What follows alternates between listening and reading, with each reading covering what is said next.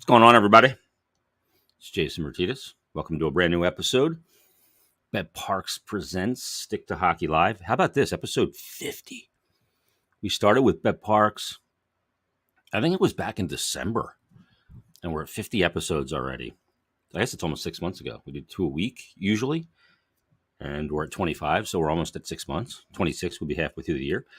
So thanks to Bet Parks. Thanks to you. Thanks for watching. We have got a really big program today. Or as we say in old school radio parlance, we got a big radio program today. But we're going to get to our guest here in a minute. Tones Takes today, as we give you every week, we'll give you some plays on the very pivotal Game 5, Rangers Lightning. Rangers now dealing with some pretty significant injuries. I don't know if they can overcome it. Obviously, the Lightning have as well with Braden Point, but there's a chance he could play tonight. So we'll have Tones Takes, but also, as usual, Anthony DiMarco is going to join us from the fourthperiod.com, and Anthony Fillipo from Crossing Broad and Snow the Goalie podcast. This coaching thing is like, it's crazy that Bruce Cassidy's now available. I think the Flyers are interviewing him. They've been interviewing some pretty big names.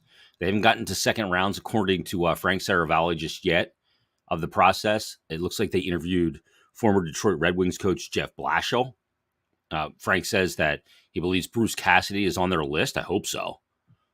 And he did say, Frank, Flyers haven't reached the second round of their hiring process yet, but when they do, the expectation is that John Tortorella will be a part of it. And we saw the tweet that John Butchergross put out with a picture of Torts and next to a side-by-side with Gritty. He broke the Taylor Hall trade kind of in a similar fashion. Obviously, nothing has been broken just yet, but I don't know what Butchergrass, I don't know what the motivation is in putting that tweet out if something's not imminent, and he obviously works with Torts, but we'll get into all of that. And we're going to get into this Carter Hart thing, this debate that kind of happened yesterday, because John Kincaid and Jamie Lynch on the morning show on 97.5 The Fanatic were talking about trading Carter Hart in a debate. I called John yesterday after his show, and we talked for about a half hour. And I have some interesting numbers that I'll bring up in regards to that, because I did a lot of research on it yesterday as well. But let me tell you about Bet Parks. And again, Tones Takes coming up at the end of this episode. As always, the all-new Bet Parks app, it is awesome. Casino and Sportsbook app is now live. I've gotten into now playing live in-game betting with the next goal scorer. You get pretty good numbers on it. Find the right guy. Like if you've been riding Palat, holy shit. Enjoy the Shore House this summer.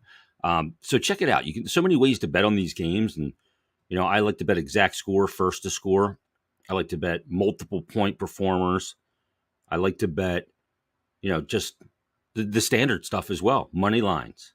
I like to bet props, same game parlays. It's all there for you. Take it from me. The new Bet Parks app is everything you want in a mobile casino and sportsbook right in the palm of your hand. It travels with you. Easy to sign up, fun to use, faster to win than ever before. And right now, all Bet Parks users can use the promo code JASON750, and you're going to get a risk-free bet up to $750. Terms and conditions do apply. Again, JASON750 for all Bet Parks users, and you get that risk-free bet up to $750. Terms and conditions apply. So download the new Bet Parks app today. You do need to be over 21 and present in Pennsylvania or New Jersey. Gambling problem, call 1-800-GAMBLER. So with Tones Takes, Anthony Sanfilippo is going to join us in a moment, but joining us right now from the Fourth Period magazine, fourthperiod.com, TFP.com, the one and only north of the border. It is Anthony. What's going on, Ant? Not much, buddy. How are you doing? Man, I feel like I could go on today. I'm not shitting you for 3 straight hours of commercial break. I feel like there's so much to talk about right now. Yeah, you mean Flyers related or NHL in general? Mm-hmm. Well, like Flyers and league.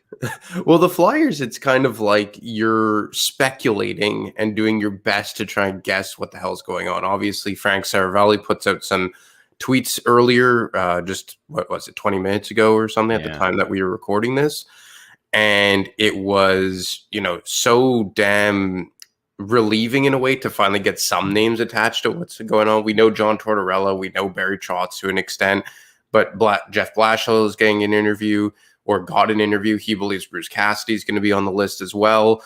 I know that the Flyers do have an interview this afternoon. Not sure with who, but I did get confirmation that they do have a coaching interview sometime this afternoon.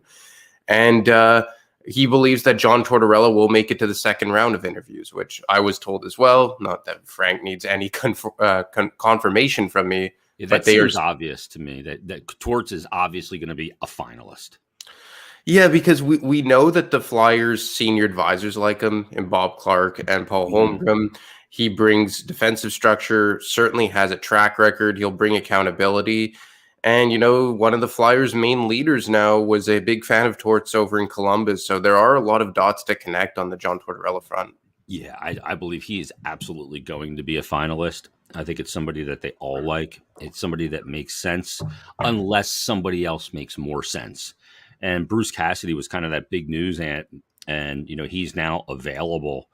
And, it's also like kind of rehashing the conversation of shelf life of coaches, because we know it's his second gig in Boston. He does a really good job. Like, he gets it and he does a good job with it. I don't think he had a lot of depth there. He had the perfection line.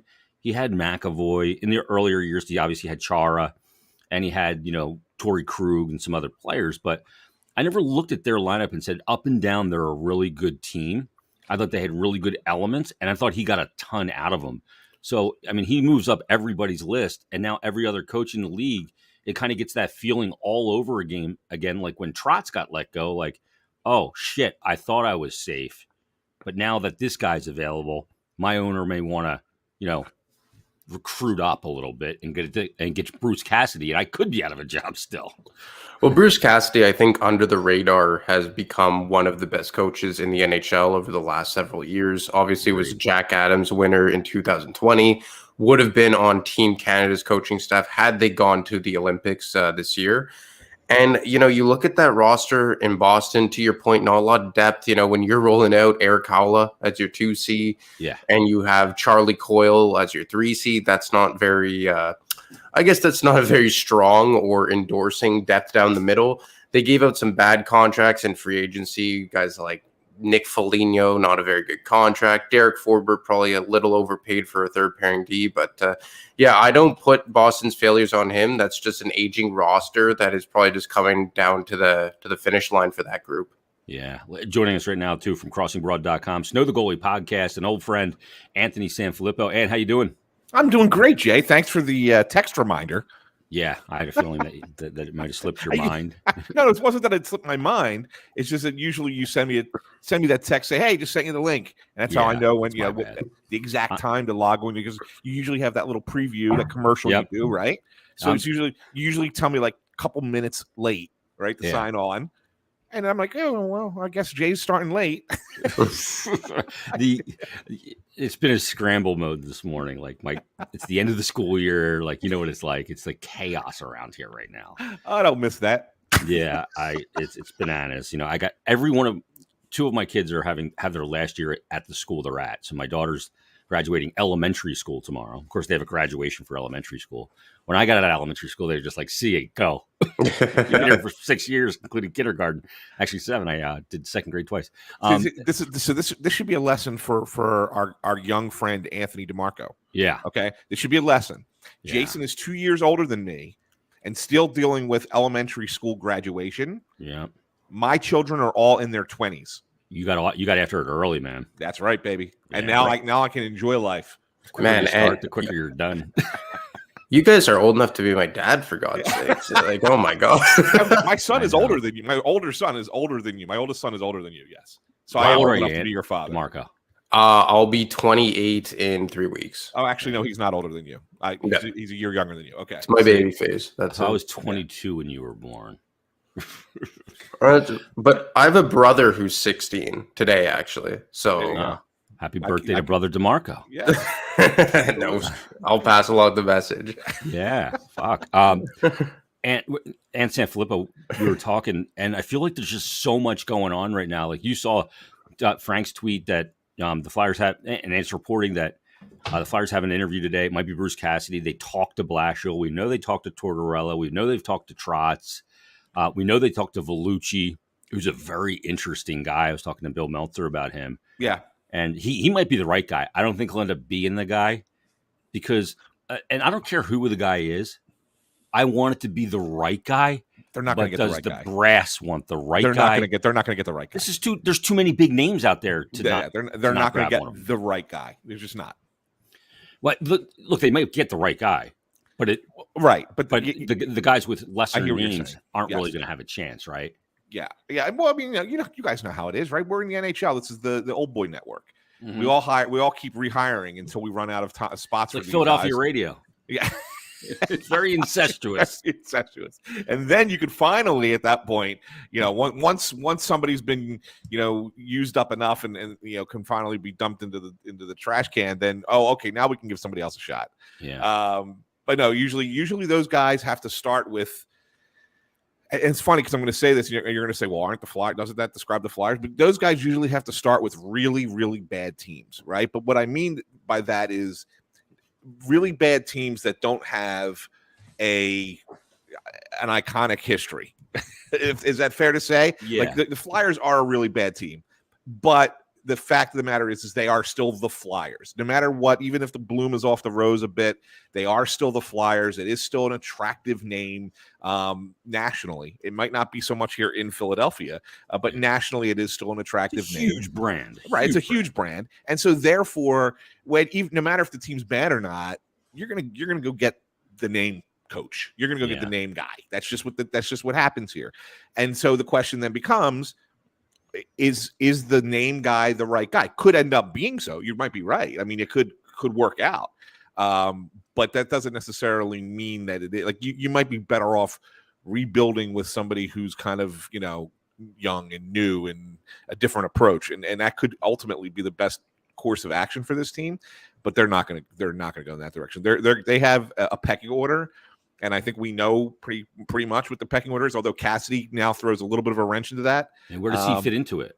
I think if I'm ranking, I put him 2. So you go Trotz, Cassidy, and then Tortorella. I would put 3rd. If you're going with the retread belief, right? You're going, but I mean, I don't want to say retread. Experience belief, right? All 3 guys are good coaches, so it's not like we're saying like they stink and they just keep getting jobs.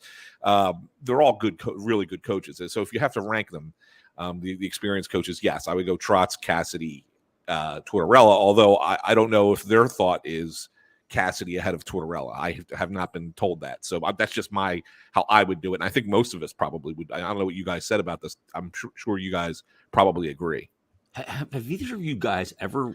I don't ever remember a situation where the two things are happening simultaneously. A, the coaching search is dragging and nothing's happening other than guys being relieved of their duties because of all these big names out there. And B, that you're having a coaching free agency class that is going to outshine the player free agency class 10 times to 1. Mm-hmm. What you do in free agency with these coaches may be more impactful for your NHL team than any free agency signing that happens this offseason. I have never seen a field with the names that we have, from DeBoer to Tocchet to Cassidy to Montgomery to Trotz to Torts. I mean, it is incredible. And that's why you're not hearing AV's name. He doesn't want to be part of the mix. And you're not even counting the guys who have a little bit of baggage in the sense of Quenneville or Babcock, right? I mean, you want to throw them into the mix too. Holy hell, you really got a collection of free agent coaches that is maybe the best offseason. It could be the best offseason ever if, in fact, those guys were to get jobs as well. So yeah, I mean, it's just 5 openings right now. I think there's really realistic, probably 8 to 10 openings where they have a coach, but if they can get one of these guys, they would take them, whether that's Trotz or Cassidy now. And then you also have the 3 interims in Chicago, in Florida, and I guess it's kind of resolved at Edmonton, Ant.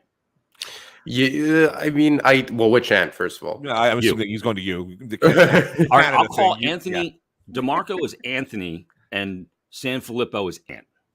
Perfect, works. Never booking you 2 pricks again. Jay, you don't fit anymore. You got to go. But no, I have a middle initial that's Jay. Really? What's your middle name? Joseph. Oh, nice.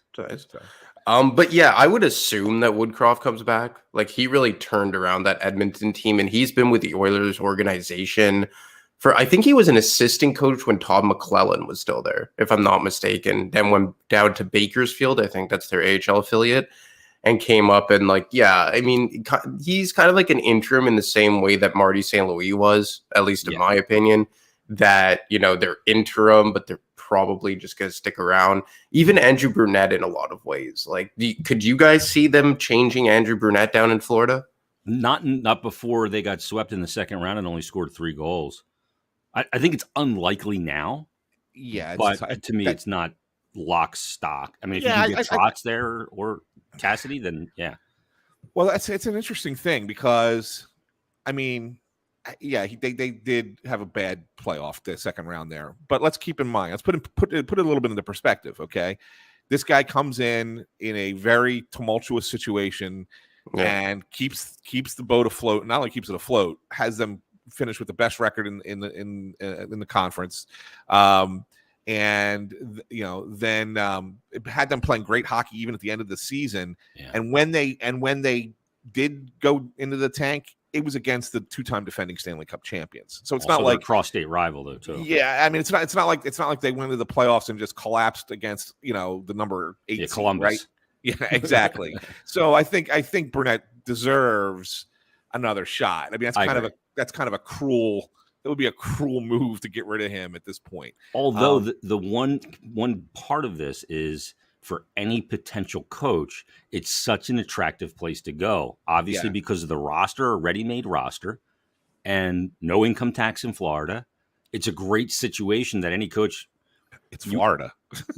It is Florida. I mean, that building is going to have 7,000 people at the beginning of next year, despite the fact that they may be a really good team. But but I mean, it's living in Florida. I mean, that's a great lifestyle too, right? If you like to fish, that's why Quenville went. He likes to fish. Yeah. So it's going to be. It's so incredible, this free agency class. I don't know how this musical chairs all ends up finishing up, but when Ant, this is San Filippo now. Remember, this is our key card. I paid attention. When do you think we finally begin to get movement? Are we looking after the Cup final and just before the draft? Well, so here's the thing. If it doesn't happen in the next 4 days, it's not going to be until after the Cup final, because the NHL it's not a rule, because it has been broken before. It's an understanding, but it's mostly an understanding that we don't want to break any news to take away from the attention on the final. Okay. And so I think in this case, it would be after. And the reason I say that is obviously everyone's waiting for the first shoe to drop, which is Barry Trotz. Right. So everybody's waiting to see where he decides he wants to go. Once he decides and you get an announcement, even if it was, let's just say, for example, it's Winnipeg, and let's just say Winnipeg goes, okay, we're going to announce it anyway. To hell with that rule. We're going to say we're hiring a coach and it's during the Stanley Cup final. Well, then everyone else is going to want to do the same thing, right? Everyone else is going to go to their next one on the list. Okay, who are we hiring then? And they're going to come in rapid succession. Yeah. And because of that, I think the NHL is really going to be certain to make sure that this holds off. So unless we get something here in the next few days before the Tampa-New York series finishes up, I would say that we're waiting until after the finals before any team makes an announcement on a new coach. And then it could come in, and like you said, in very short order. Yes. Where things just, one guy gets announced and it's almost like, the trade deadline. That guy's off the market. Okay, now we go to plan B. And teams just start making these signings, if you will. They don't want the shine to come off, because the ratings, I sent this to Anthony DiMarco yesterday, and the ratings for the league, and let me read this to you. This is ESPN's ratings, mind you. ESPN is now averaging 2.24 million viewers for the Lightning Rangers NHL Eastern Conference Finals. That's up 61% from the first 4 games of the Lightning Islanders matchup last year across NBC, NBCSN, and USA Network. Game 4 averaged 2.34 million viewers in that game. I mean, the league is getting more eyeballs. ESPN will do that because it's on in every sports bar. It's a channel that everybody knows where it is. It's the worldwide leader. And I imagine the numbers on TNT are equal, maybe if not better, because I think they're actually presenting the game better than ESPN. But the league is up, and they want to capitalize on that as well. Yeah, I think so, and I think that I think everything you said there is correct. But I also think you tie in the fact that there's two other factors that I think are being missed here. One is the Rangers.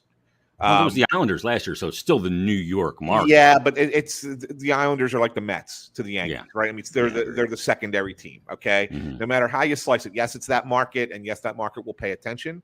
But there's just that many more people will watch with the Rangers than the Islanders, just like that many more people will watch the Yankees than the Mets. Okay, so that's number one. But I also think number two, and this is something that you probably don't even think too much about, but I think NBC knew that they were done, right? I mean, they knew at that time mailing they were done. In. Yep. They right. I mean, it had already been announced that that NHL was going the new route. Again, the NBC mailed it in. They didn't promote it. They didn't advertise it. There was nothing. And so because of that, I think that those numbers were a little bit lower than maybe they should have been, even though it was a New York market and a defending Stanley Cup champion playing each other. So I think you combine those things together, and that's why you're seeing the surge that you're seeing here. This is probably what the NHL market really is. I mean, this is to see the numbers that they're getting for this series. This is probably what the only thing I can't think of much that would be better other than if it was like, two of the major markets in the East, like if it was New York and Philly, or Philly, Pittsburgh, or New York, Washington, Boston, right? Even get Montreal, Toronto. If you get Chicago in there too, that's another one of those teams, right? Yeah, well, but they're a Western. So we're looking at the conference final here, right? So yes, it would have to. Oh, good point. Yeah. So I mean, if we're looking Stanley Cup, sure, for sure, Chicago would be part of that. But as far as a conference final, unless you're really kind of locking in two of the major markets, then this is probably what your number is. You're probably not getting much more than what you have here. But this is good. This is good for the NHL. Good for HRR. Yeah, absolutely, and it's why ESPN was so important to get back on board. Yeah, Anthony, up in Canada and Europe and Montreal, has there been more buzz this year than there was in past years? Because now we're kind of removed from the bubble a lot more. Things are way more normal. COVID testing and all that stuff is not part of the equation, the distraction. It's almost like you've taken a little bit of politics out of it in a way as well. Not that that's as prominent, in Canada as it was here. Certainly not. But what's the buzz like up there north of the border? Well, there is more buzz because, for you guys down in the States, like last year, it was pretty much back to normal around this time. But, the conference final was being played with 500 people at the Bell Center. I think the cup final had maybe half capacity, if that. Yeah. Like it was still like COVID lockdowns, and we were kind of in that right up until maybe December of this year. Yeah, last week, basically. And I do think that the Rangers are generating more buzz, not just because it's the New York market, but also just because, like, let's call a spade a spade. The Islanders last year were not a fun team to watch, right? They're boring.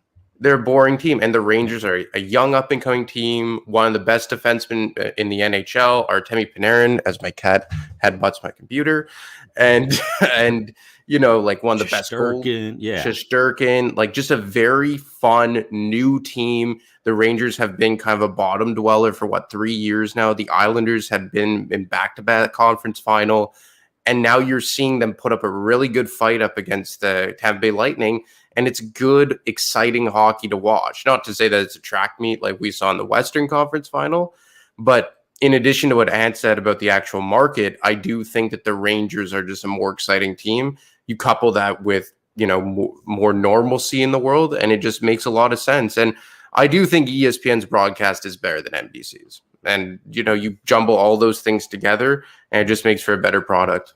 Let's see. I think TNT is kind of leading the pack. I was really skeptical that TNT was going to be able to come in. We all said, okay, the best show in sports is inside the NBA. Yep. With Barkley and Shaq and Ernie and Kenny, the whole group, right? It's phenomenal because it's legit. Like it's not planned and it's just off the cuff, but real and really good. And, we thought that TNT was going to try and do something like that. I thought in the beginning of the season, it was like, they were trying too hard to be irreverent, but I think they really settled in. And I'll give a guy credit, and I'll give Paul Bissonnette credit for a plug player that he was to be one of the best line mates that Wayne Gretzky has had, because they sit him right next to Gretz, and Gretzky is saying something. And I think it's the comfortability that Biz brings to the table, plus Talk, because Gretzky and Talk are very close. But I think that they've done a good job of getting the biggest name who really never said much to be impactful with what he says and the way that he is used on that TNT show. I think Gretzky's been great. And I think a lot of credit goes to Talkett. I think a lot of credit goes to Liam McHugh. And a lot of credit goes to Paul Bissonnette. Well, the credit really has to go to the people at TNT who put this group together, right? I mean, when you really want to think about it. I mean, good group. Well, so that's the thing. I mean, they were able to identify what worked with inside the NBA and say, okay, well, we're not going to be able to replicate that because hockey's a different sport, right? It's not the same. And you're not going to get guys sitting there, doing the stuff that Shaq and Kenny and Charles do with each other. But we could find something similar. Our version, facsimile. Right, exactly. And it was smart to find people who already had a pre-existing relationship. And I think that was really where they obviously wanted Gretzky because that's the gravitas, right? You're bringing in the greatest name in the sport, okay? But who's going to make him comfortable? Who is he going to be at his best with? That's what they did, and that was the brilliance of putting this group together. Casting it.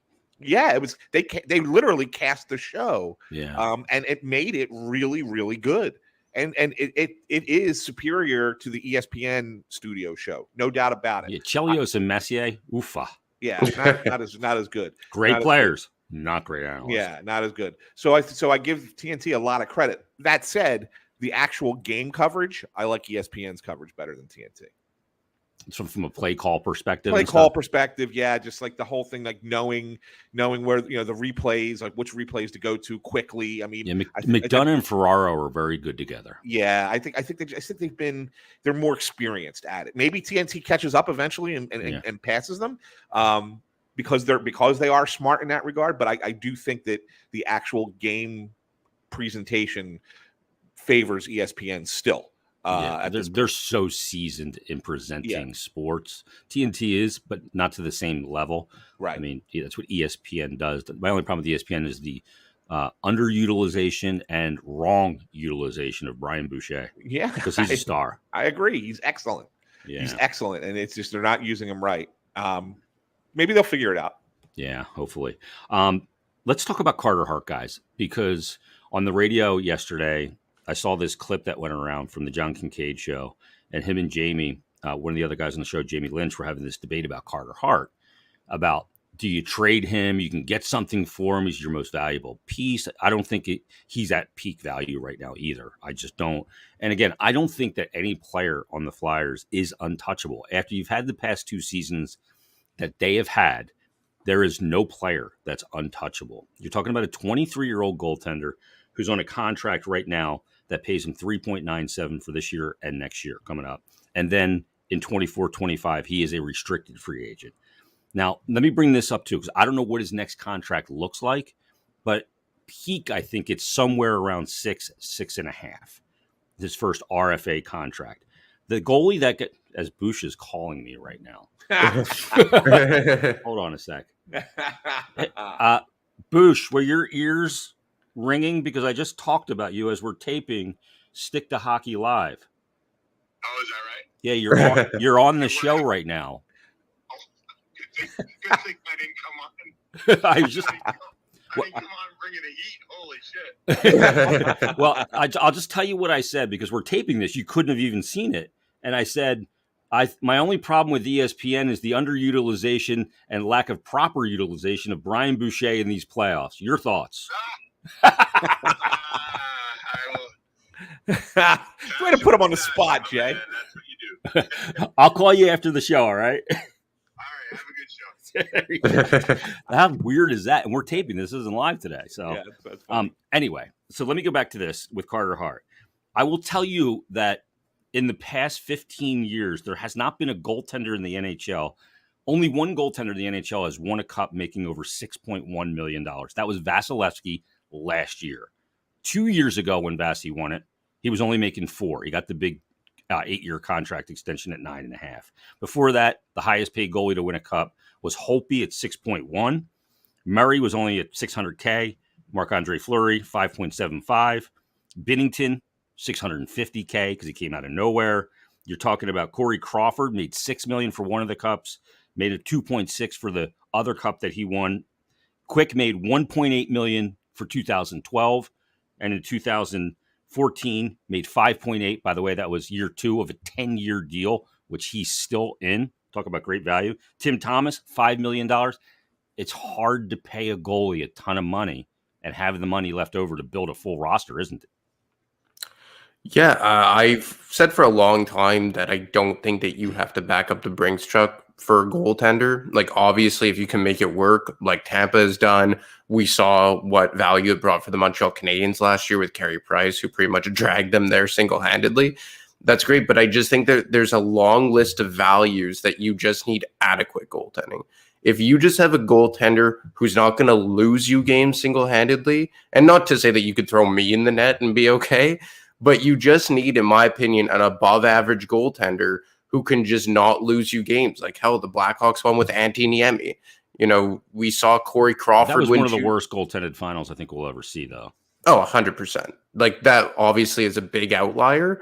But even like before that, like when the Anaheim Ducks won with J.S. Giguère, Giguère had his time in 2003 when he won the Conn Smythe, but in 06-07, J.S. Giguère wasn't like an all-star. We saw the Red Wings win with Chris Osgood again in 2008. Before that, you know, with Carolina with Vernon in 1997, was it that he won? And then, you know, even when we saw the Carolina Hurricanes win their cup with Cam Ward, was Cam Ward ever like an elite level goaltender? But he played like an elite goaltender. I mean, a goalie can go on a heater. Like Cam Ward, when he didn't start the playoffs for them that year. Yeah, was it Gerber who started for them? Martin Gerber. They lost their first 2 games. Cam Ward comes in and they go all the way, right? Well, same thing happened with Holtby. He didn't have the crease when they started that year. And then he comes in and he gets hot. And you need goaltending to win it. But you're right. Like, you can get that top level goaltending from a guy that's not getting paid top level money. Well, like Brian Boucher just called you. Like, he had a few good runs, like especially in 2010. Like, he was damn good against the Jersey Devils in the first round. He got them through, what was it, 4 or 5 games against the Boston Bruins. Like, got Boucher, hurt game 6, I think. Yeah, and the first game that Michael Leighton came back from injury, ironically enough. Mm-hmm. And, you know, like Boucher was never like he was hardly ever a starter aside from his first couple of years, but he got on a few heaters, and one time it got them through a round and a half. So I think that it is a dicey, I guess, experiment, or not experiment's not the right word, but a dicey thing to do when you pour a bunch of money into a goaltender, like the Lightning have done with Andrei Vasilevsky. But there are times where, like in the case of the Tampa Bay Lightning, where the goalie is just so good that you might as well do it. Let me ask you, I'm going to go off on a small tangent, but since you just brought it up, Anthony, going that route, what do you guys think Flyers do better against Chicago if Bush doesn't get hurt? Absolutely. Can they win the cup in 2010? Well, the thing is that against Montreal, Leighton was great. 3 of the 5 games are shutouts. Yeah. But in the cup final, he wasn't great. And it happened right away, Memorial Day weekend of 2010 in Chicago, with those games and how crazy they were. Yeah, the first game was, what, 6-5? Yeah. I think. Yeah. And Boucher actually came in for the third. Like, look, how many guys from those teams have said it? I know Richards has said it. I think Upshaw said it. No, Upshaw wasn't on the team. Missing the other guy who said it. But I know Mike Richards had said it, that, like, if Ray Emery wasn't hurt, who was their starting goaltender that year, and people forget that before he got hurt that year, he was playing damn well. Like, I remember there were talks that he was maybe going to be the third guy for Team Canada going to Vancouver over Marc-Andre Fleury. But then if you compare with Brian Boucher, I think that Boucher just had more pedigree. He was probably more used to that kind of vibe. Like, was he not their goaltender? This is before my time, but was he not their goaltender against New Jersey in the conference finals in 2000? Yeah. So he was kind of battle tested. I think he went on to be a starter in Arizona for a few years, if I'm not mistaken. Set the NHL record there with 5 consecutive shutouts. Yeah, so like Boucher, obviously in 2010, he wasn't a starting goaltender anymore, but he was more battle tested for those types of big game moments. Great. And you saw him really step up in like the last game of the season in 2010. He stares, Lundqvist right in the eye, beats him in a shootout, plays really well against New Jersey, played well against Boston. And Michael Leighton, they basically found him off the street, and people forget that he had already had one tour of duty with the Flyers in 06, 07. So, I mean, I feel bad saying it because, like, you couldn't really ask more of Michael Leighton given what he did and where he came from that year. But I think so. I think that Bush was probably just more battle tested to be put in a high pressure situation like that. I think back to that game one, Jay. 6-5. Yeah. And it's funny because I'm on a separate note. I'm doing this 50 greatest calls in Phillies history right now for Crossing Broad in another sport, and that was the same night as the Roy Halladay perfect game. Yeah, I was watching it with Don Cherry in the bowels of the United Center because they were all interested in Roy Halladay because he pitched in Toronto. Right? So it was kind of like we were all kind of doing both at the same time. Mm-hmm. But the one thing I do really remember about that game one is the Flyers were all over Chicago the entire game. And it just seemed like it was one goaltending breakdown after another that allowed the Blackhawks to score. And I'm sitting there saying to myself, if they had any other legit goalie in this game, the Flyers win this game. And that series is totally different. It's a whole different series if you're up 1-0 on the road. Yep, whole totally different agree. Series.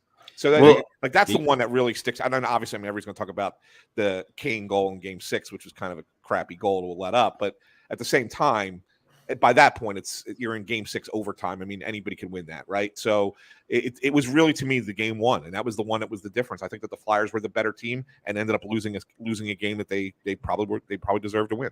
Yeah. It's amazing. Winning a cup is really difficult. It's even more difficult now than it was even just back in 2010. You got to have your team playing its best. You got to have health. You got to have your goaltending, and you got to have a little luck along the way. Craig Berube's talked about that on here before. In St. Louis, they had some breaks. You got to get some breaks along the way as well. But the Flyers, since they won the back-to-back cups in 74 and 75, in 76 they went back to the final. They lost to the Montreal Canadiens, who won 4 straight cups. They went back to the Cup final in 1980. They lost to the New York Islanders, who won 4 straight Cups. They went in 85 and 87 and lost to the Oilers, who won 4 Cups in, 6 years. They go in 97 against Detroit. Detroit wins 3 Cups in 5 years. They go in 2010, and they face the Chicago Blackhawks, their first Cup, 3 Cups in 5 years. All dynasty teams. That's crazy. It is. I've not found a comp in any sport. None. I didn't even think about that. Because since 1976, have more teams, aside from, let's say, the Oilers and the Islanders and the teams that actually won the Cups, has any team been to the finals more than the Flyers? No. 6 finals appearances. That's insane. It's crazy. And then obviously since 2010, things have kind of fallen off the rails. And I think that's mostly the tough part about what has gone on here the last 6, 7, 8 years is because even though they weren't winning cups, they were just constantly a relevant team. And a lot of people often say the NHL is a better place when the Canadiens are good. The NHL is a better place when the Leafs are good. All true, but the NHL is a better place when the Flyers are a good team. Yes. And there's a huge Flyer contingent north of the border. There's Flyer fans all over the country. You see it when they travel. Yeah, we've talked about this before, right? I mean, we've said it. Up there, the Flyers are considered the next team outside the original 6. Oh yeah, everyone always talks about that. Yeah. There's a lot of people I know here that are Flyers fans. I've actually played ball hockey with Bill Clement's nephew, who lives in Montreal still. He's a big Flyers fan. There's several people that I've run into in Montreal that are just big Flyers fans, and even in Toronto and all that. But absolutely, they're the next team after the original 6. I guess now you could kind of make the case that Pittsburgh has kind of overtaken them because of what they've done over the last 15 years. And the big names that they've had with Lemieux, obviously, and Crosby. Exactly. But, success really, it cures a lot of things. Winning cures a lot of things. And it's getting to a point now where, I don't think we're quite there yet, but I think you're starting to kind of knock on the door of, is the lack of winning the last 6, 7, 8, 9 years in Philadelphia starting to supersede the legacy of the brand? Yeah. And that's, let's go full circle here. That's why Vellucci doesn't get a serious look at getting this job. For sure. They need that big name guy there to make them more relevant. You ended up with Alain Vigneault, who's obviously a very big name, went to a cup final with Vancouver back in 2011, coached in Montreal, coached in some big markets in New York. And, that didn't work out. Then they got to get this one right. This is a pivotal time for the organization. One last thing before we get to Tone's takes. And I know you put out, Anthony, a tweet and a poll regarding James Van Riemsdyk. And, you look at the situation with Van Riemsdyk, last year of his contract, $7 million. You can eat up to half of it in a trade. He is a guy that led the Flyers in goals with, I think, 25. To me, he could be a movable guy to the right place, but you may have to eat some of that money. I think I agree with you. I'm pretty sure this is your stance. I don't give up any assets to move him, not in this situation, because with the 2023 draft looming, even if I'm talking about that 2024 first round pick you got from Florida, that's still equity that I can use in the 2023 draft if I need to move up a couple places and get a target.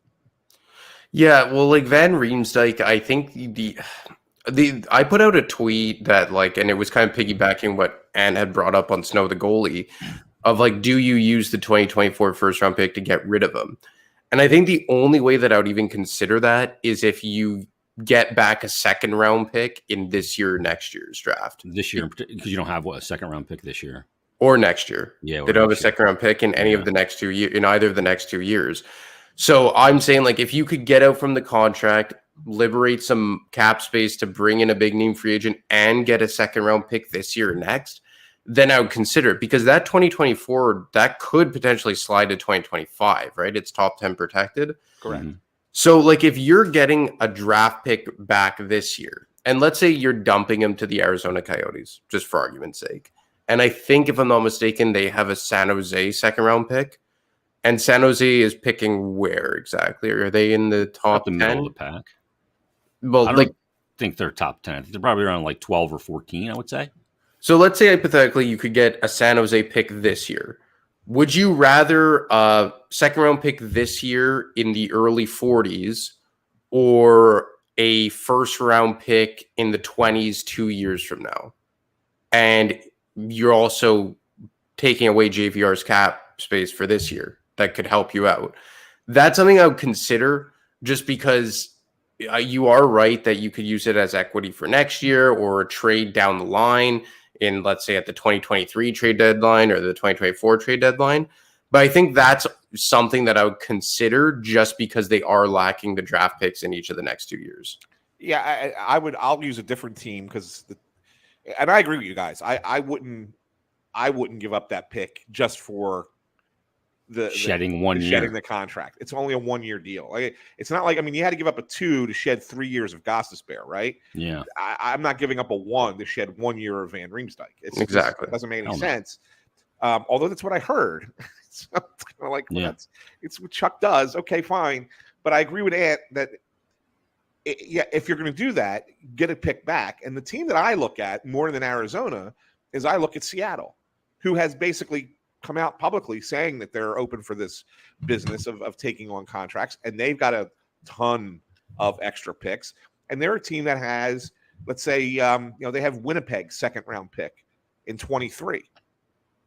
Is that one a little bit more attractive? Because it's the 23 draft, which is a deeper draft than 22. They have 4 picks in 22. They could give you a second rounder this year, which is not as deep a draft. But you look at it and say, okay, maybe I would do it, take that second rounder in 23 back from Seattle and have him go there. Then I would say, I think Anthony's onto something. I think that's a pretty fair trade-off, because the first round pick in 24, even though it's top, like you said, it is top 10 protected, but let's assume that Florida stays relevant. Yeah, you're looking at that pick probably being down in that 28 to 32 range. Yeah. In 24, basically you're saying, okay, well, we'll move it back to 42, but move it up to 23.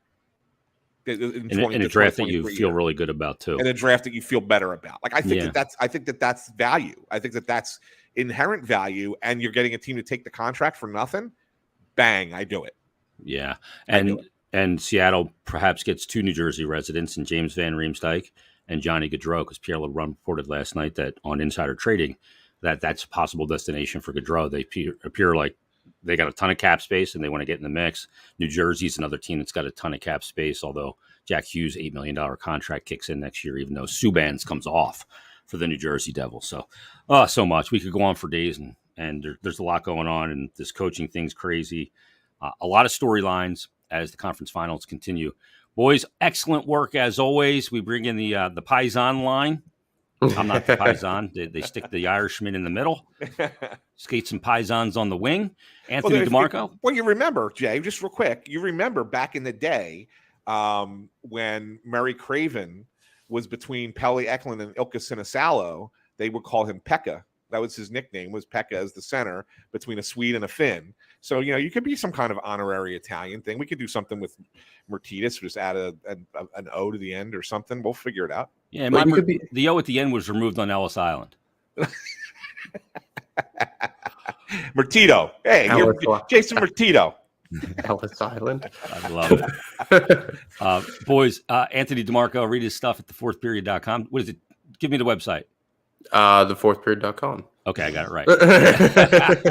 And of course, Anthony Sanfilippo, you can read his work on crossingbroad.com, all the latest news, plus Snow the Goalie podcast, and much, much more. You got the baseball podcast. Tons going on, boys. Thanks for doing this, guys. We'll talk again soon. Yep, sounds good, Jay. Thanks for having me. Take it easy, boys. There's Anthony Sanfilippo, Anthony DiMarco on another edition of Bet Parks Presents Stick to Hockey Live. You got the Bet Parks app? Where are you going to put the dough? Let's go to another Paisan. We got the man. We do it every Thursday. A little something we call Tones.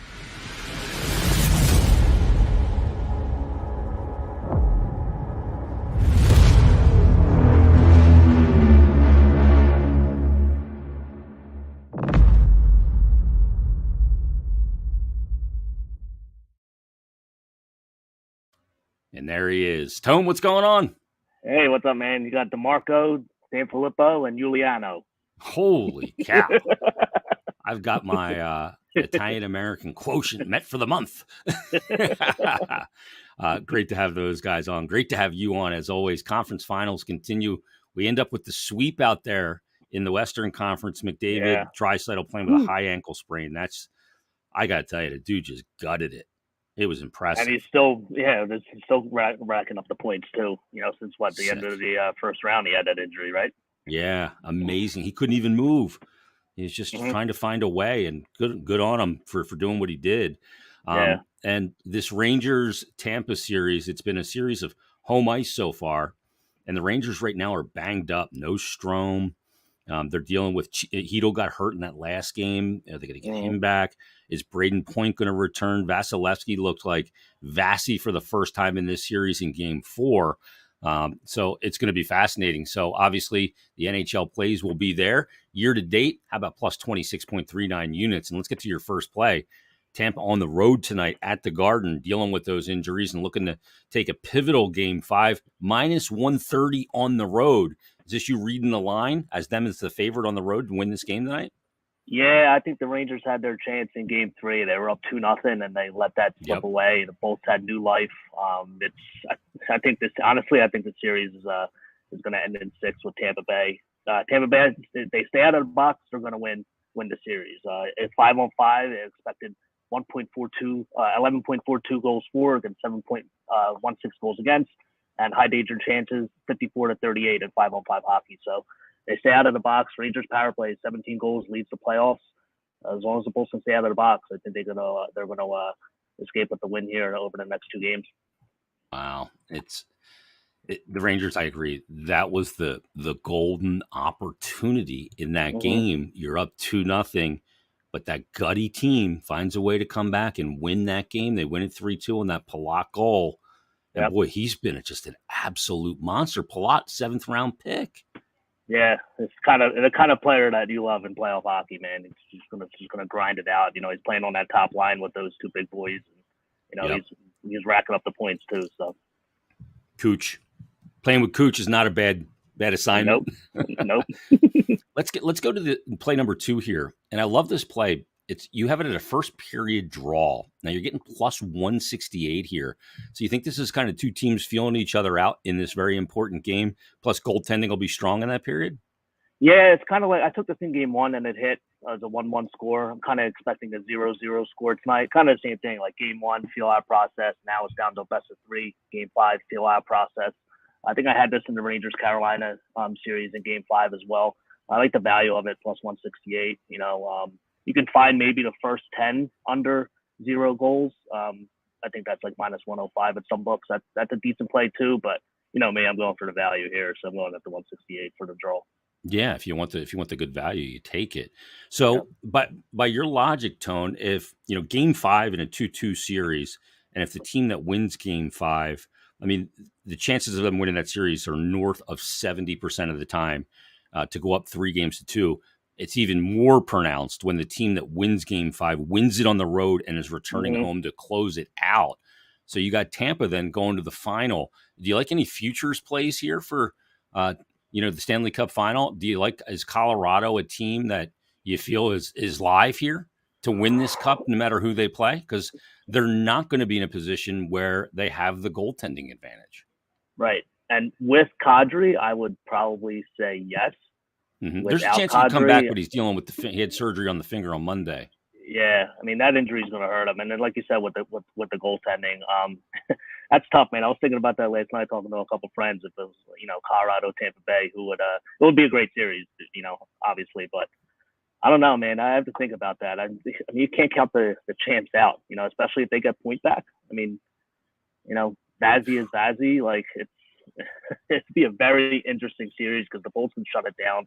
Colorado can, obviously play any style. But the goaltending edge right there, and then with Kadri, even if he does come back and not 100%, I don't know, man. If a couple, maybe future Conn Smythe props, Vasilevsky to win the Conn Smythe, McKinnon to win the Conn Smythe. I think McCarr. In that series, McCarr is a good bet too. I mean, if Tampa Bay wins the cup, it's going to be Vasilevsky. No doubt in my mind, he's going to win the Conn Smythe. Unless Cooch just has a huge end of this series and has a huge final. Which is possible. Right, which is possible. But I think if they're going to beat Colorado, it's going to be on Vasilevsky.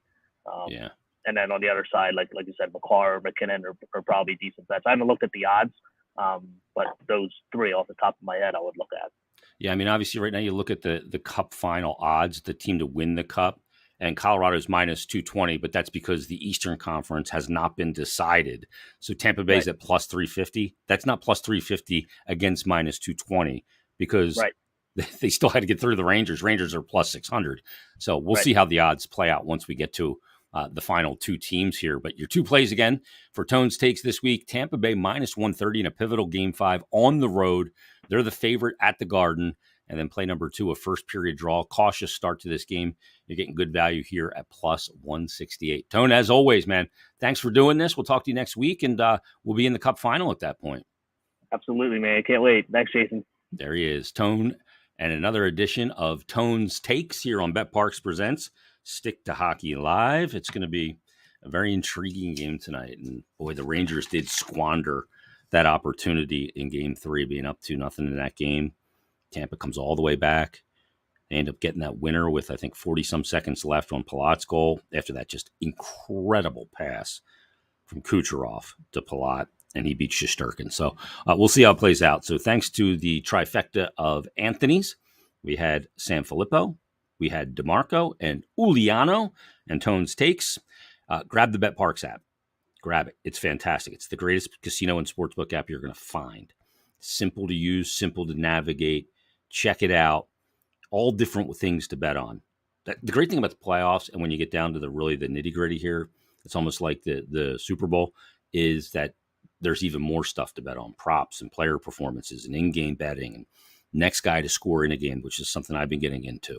First to score, exact score, same game parlays, but all kinds of different stuff to check out. So you got the finals going on in hoops.